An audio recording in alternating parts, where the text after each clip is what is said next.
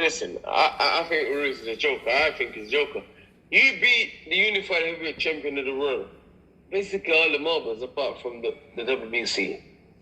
And if you couldn't motivate yourself enough to get in shape and come into that fight, listen, Andy beating Joshua would have been the best heavyweight around, period. The guy would have changed his family history forever. But if you can't motivate yourself for that fight, then you're a wasteman. You know, you are a wasteman, and that's my opinion of him. At the end of the day, he's come back okay. He lost weight, great. Obviously, it's not easy to lose weight. I've been overweight before a fight because of other things going in my life. I've been overweight, but the guy's a wasteman. If you're at the level that we are, gone to him, top 5 heavyweight in the world, he should be knocking Chris Arreola. If I fight Chris Arreola, I'll stop him. At 5 rounds, Chris Arreola will get stopped. Those are the words of Dillian the Body Snatcher Whyte as he critiques, blasts, criticizes his rival Andy Ruiz. Of course, these guys were in negotiations to fight last year, and we know how that went. Andy Ruiz claimed there was no money, that a contract wasn't sent, yada, yada, yada. Then he turned down a fight with Luis King Kong Ortiz, and that kind of let the cat out of the bag. So, Dillian Whyte said, of course, if you heard, that he's a waste man. He couldn't get himself up for the biggest fight of his career. And if you can't get yourself up for the biggest fight, you're a waste. Let me counterpunch. Okay. I think for Andy Ruiz, if you look at Andy Ruiz, I think the biggest fight in Andy's career wasn't the second fight. It was the most paid. Okay, not the biggest. The biggest to him was getting the opportunity to fight Anthony Joshua in the first place. And since he won that, he achieved that. That's his mountaintop moment, okay? He couldn't get any bigger than that. There was no other mountain that he can climb by beating Joshua again. And I'm not making any excuses for Andy Ruiz. I'm trying to understand the mindset and trying to really fathom what really took place. For Andy Ruiz, a guy that used to go from thousands, now he's making millions. He's getting M's, people. I think the motivation had just, right, fizzed out.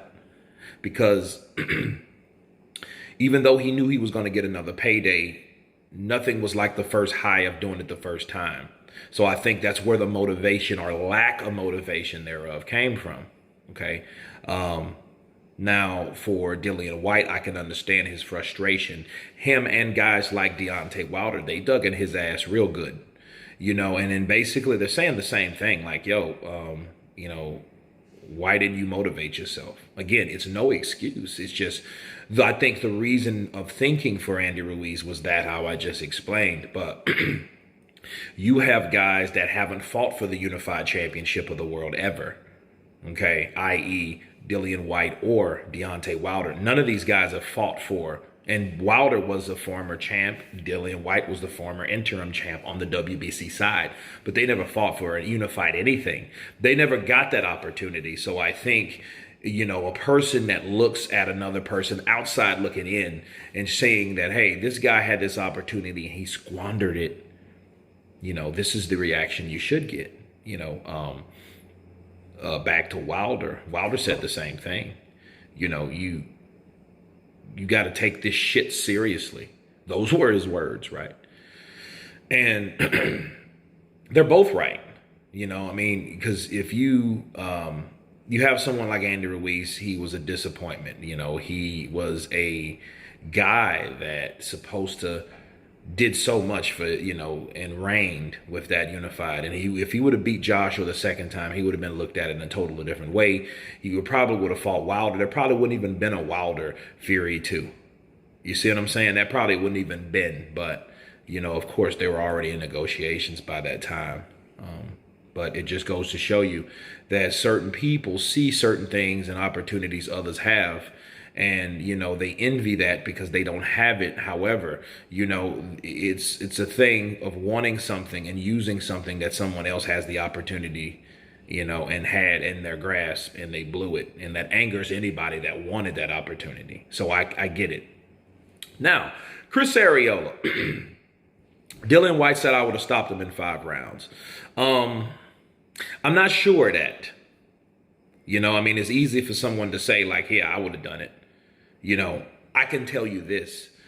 Dillian Whyte would have actually went out to do that. I think Andy got hurt in that and then he became like, okay, a little hesitant, okay, because he was not as engaging as he was before. I think that punch, and you know, especially the first 2 rounds, he made Andy think like, okay, my aura of invincibility, my chin, you know, it's gone. It's not there tonight, you know. And then Chris Ariola's throwing and landing these bombs. And even the left hook of Chris Ariola was hurting Andy. So each and every punch that Ariola was actually landing was affecting Andy. And it affected him in a way that I didn't really understand. And I don't think Andy understood it. I don't think Andy knew, like, yo, why is this dude hurting me with these punches? I've taken punches like this before, you know, temple shots, you know what I mean? And why is this happening tonight? So I'm not really so sure. Maybe it was just Chris Ariola's, you know, determination, okay, to fight this guy that did something that he couldn't do. So the best thing is, let me beat the dude that did it first, you know, in my country or from my people, right?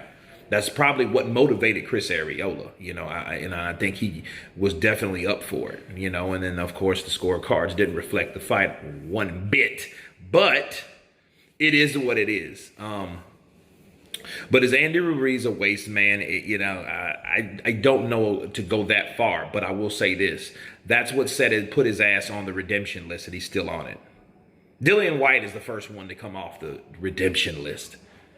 But Andy Ruiz is still there, and he's there for this exact reason, what Dillian Whyte was complaining about to this day. Okay, so, you know, he has to show that he is still a top guy, and then see, Ariola is not a top guy. So here's the deal.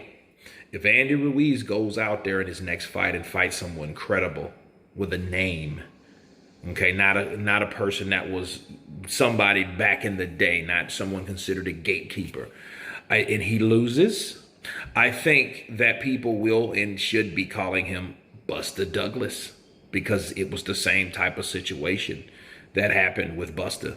You know, Buster took out Mike Tyson, and he like got beat by all the guys all the way down, Holyfield and a lot of other guys, you know. But anyway, you guys tell me what you think of Dillian Whyte blasting Andy Ruiz. Of course, please subscribe. And you guys been Counterpunch.